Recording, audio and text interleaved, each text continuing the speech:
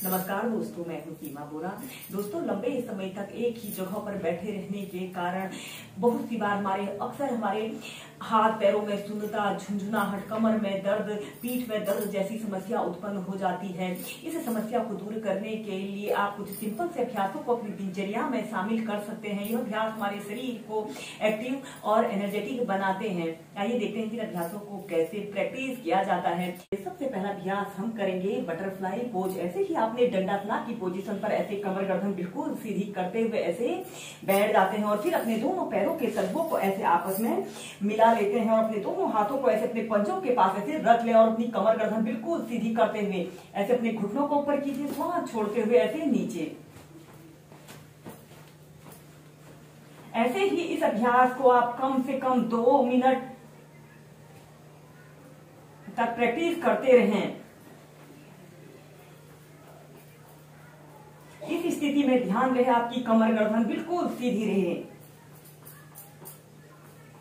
यह अभ्यास हमारे शरीर के लचीलेपन को बढ़ाता है और यह अभ्यास हमारे कमर के निचले हिस्से के समस्त स्नायु तंत्रों को मजबूती प्रदान करता है। जब भी आपके हाथ पैरों में दर्द, थकान जैसी स्थिति हो तो आप इस बटरफ्लाई पोज को किसी भी समय एक आरामदायक स्थिति में प्रैक्टिस कर सकते हैं।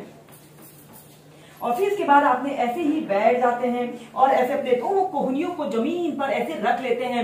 लंबी गहरी श्वास अंदर भरते हैं और श्वास छोड़ते हुए धीरे धीरे ऐसे आगे को झुक जाते हैं। अपने माथे को या फिर अपनी ठोड़ी को ऐसे जमीन पर स्पर्श कराने की कोशिश करें और 10 सेकंड तक ऐसे ही रुके। अपने दोनों हाथों को ऐसे अपने घुटनों के पास भी रख सकते हैं और ऐसे घुटनों को जमीन पर स्पर्श कराने की कोशिश करें।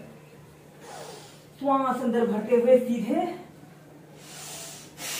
श्वास छोड़ते हुए आगे को झुके।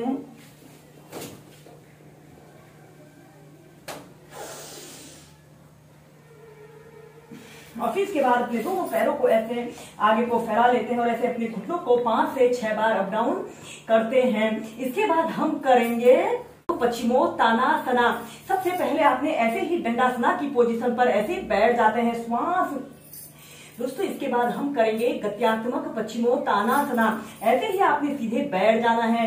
श्वास अंदर भरते हुए अपने दोनों हाथों को ऊपर उठाइए और श्वास छोड़ते हुए ऐसे आगे को झुक जाएं। अपने दोनों हाथों से ऐसे अपने पैरों के दोनों हथेलियों को ऐसे अपने पैरों के तलवों के नीचे से रख लें और ऐसे अपनी कोहनियों को अगर जमीन पर स्पर्श करा सकते हैं तो जमीन पर स्पर्श कराएं और अपने सिर को, अपनी छोड़ी को ऐसे अपने घुटने पर लगाने की कोशिश करें। Normal breathing. इस स्थिति में ध्यान रहे आपके दोनों पैर बिल्कुल सीधे रहें।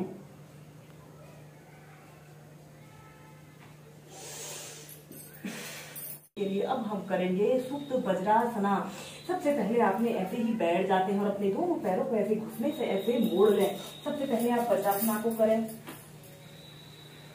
अपने दोनों हाथों को ऐसे घुटनों के ऊपर रख लें और एक आरामदायक अवधि के लिए कम से कम इस अभ्यास को आप 2 से 5 मिनट अपनी दिनचर्या में जरूर शामिल करें। जब आप वज्रासना को अच्छी तरह से और एक आरामदायक स्थिति में प्रैक्टिस कर लेते हो तभी आप सुप्त वज्रासना को प्रैक्टिस कीजिए।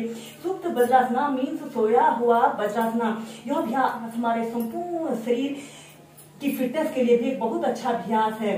ऐसे ही वज्रासना की पोजीशन पर ऐसे बैठ जाते हैं और फिर आपने अपनी दोनों कोहनियों को जमीन पर ऐसे रख लें और ऐसे पीछे को ऐसे लेट जाते हैं। अपने दोनों हाथों को ऐसे अपने नाभि केंद्र के पास रख लेते हैं या फिर अपने दोनों हाथों को ऐसे इंटरलॉक ऐसे बांध कर ऐसे अपने सिर के ऊपर भी ऐसे रख लें। अगर आप बिगनर्स हैं तो अपने दोनों घुटनों के बीच में थोड़ा सा स्पेस ऐसे फैला कर भी कर सकते हैं जिससे कि इस अभ्यास को करने में आपको आसानी रहे। नियमित प्रैक्टिस करने से फिर आप इस अभ्यास को ऐसे अपने दोनों घुटनों को मिलाकर भी प्रैक्टिस कर सकते हैं। Normal breathing. या फिर अपने दोनों हाथों को ऐसे इंटरलॉक करके अपने सिर के ऊपर रख लें। हथेलियां ऊपर की तरफ रहेंगी। श्वास अंदर भरते हुए ऐसे अपने ऊपरी शरीर को ऊपर की तरफ खींचें। श्वास छोड़ते हुए नीचे। श्वास अंदर भरते हुए ऊपर, श्वास छोड़ते हुए नीचे। ऐसे ही कम से कम 4 से 5 बार कीजिए।